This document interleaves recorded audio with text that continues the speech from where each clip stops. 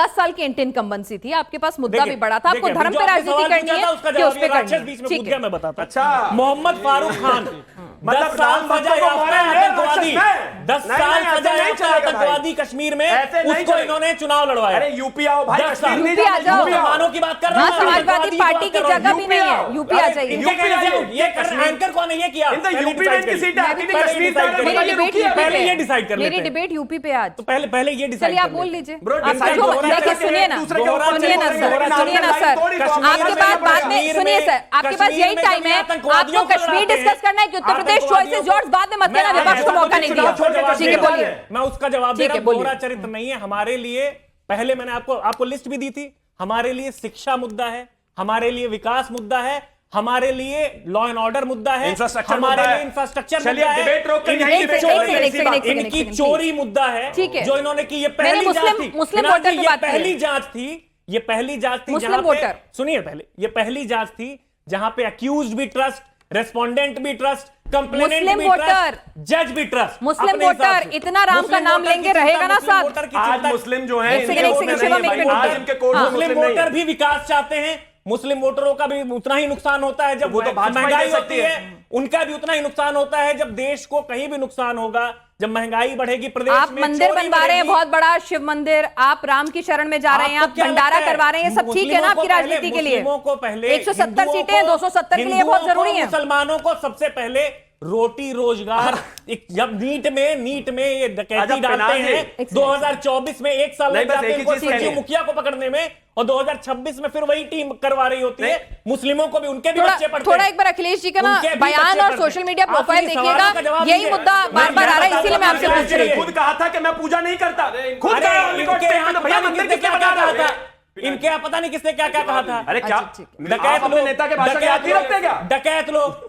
चलिए ठीक है, ठीक है सर, एक मिनट सत्य प्रकाश मिश्रा जी को बोलने दो। सत्य प्रकाश मिश्रा जी वाले लोग आऊंगी, सेकंड नंबर सबका आ जाए फिर आपका आएगा। सत्य प्रकाश मिश्रा जी शराब नहीं पीते। सत्य प्रकाश मिश्रा जी, आपने मुझे मुस्लिम फैक्टर पे बात नहीं करी, आपने मुझे क्लियरली नहीं बताया आपके इस राम नाम से मुस्लिम वोट बैंक इंटैक्ट रहेगा कि नहीं, आपने बताया नहीं। चलिए पूछिए। सामान्यतः मैं किसी पर व्यक्तिगत बहुत घटिया टिप्पणी नहीं करता। इन्होंने राक्षस का खानदान कहा, तो अब जिस पार्टी से ये हैं उनके मुखिया जो हैं, अब कहां से है मुझे नहीं पता, कि अपने छोटे छोटे बाल बच्चों का कसम खाकर बार बार कहते रहे कि कांग्रेस के साथ नहीं जाऊंगा और चले गए। किस खानदान से थे भाई साहब? बोले ईमानदारी से चलूंगा, एक के साथ एक बोतल फ्री दिल्ली में बांट दिया, 400 की जगह 850 शराब दुकान खोल दिया गली मोहल्ले में। किस खानदान का व्यक्ति दिल्ली को शराब कैपिटल बना रहा था कि 25 साल से उम्र घटाकर 21 साल कर दिया?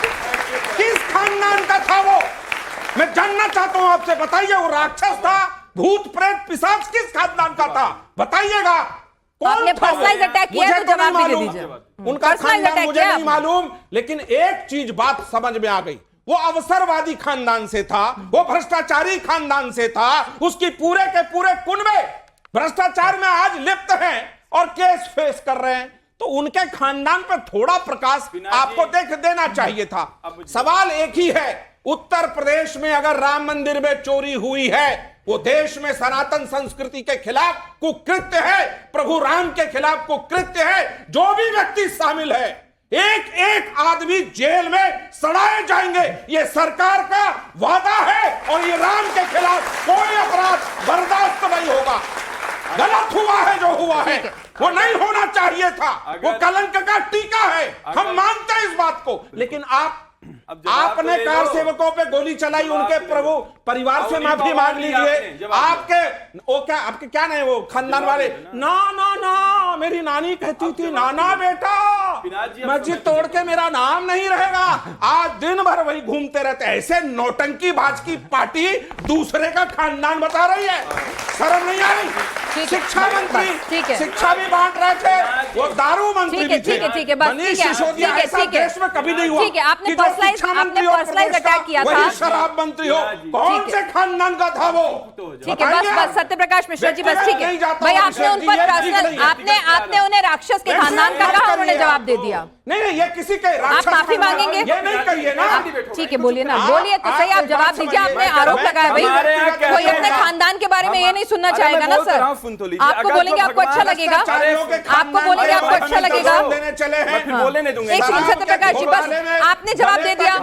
सत्यप्रकाश जी आपने जवाब दे दिया, लेट हिम कंप्लीट। हाँ बोलिए। भगवान राम के घर में जो डकैती करेगा, चोरी करेगा, उसको राक्षस नहीं, उसको महापापी भी कहूंगा। अगर तुम्हें लगता है उसको कहिए ना, तुम्हें कहिए, आपने इनको क्यों कहा? अब मुझे पूरा करने दो भाई। बिना की मैं किसी तरीके से बैठूंगा। जिसने मैंने किसी के बारे में नहीं बोला। सत्यप्रकाश मिश्रा जी एक सेकंड, एक मिनट सुन लीजिए, एक मिनट, एक मिनट में क्वेश्चन नहीं पूछ रही मैं, आपको क्लैरिफाई कर रही हूँ आप दोनों को, ताकि बार बार ना लड़ें। आप कह रहे हैं कि आपने इन्हें राक्षस के खानदान से नहीं कहा, उन चोरों को कहा था, तो यहाँ पे बात ही खत्म हो जाती है। लोग हैं, हम नहीं मानते चंपत राय कौन से खानदान के? अरे भाई ऐसे थोड़ी होता है। सर एक परिवार में एक बेटा अगर मर्डर निकला तो पूरा परिवार आतंकी मर्डर नहीं हो जाता। Don't give me that logic, don't give me that logic.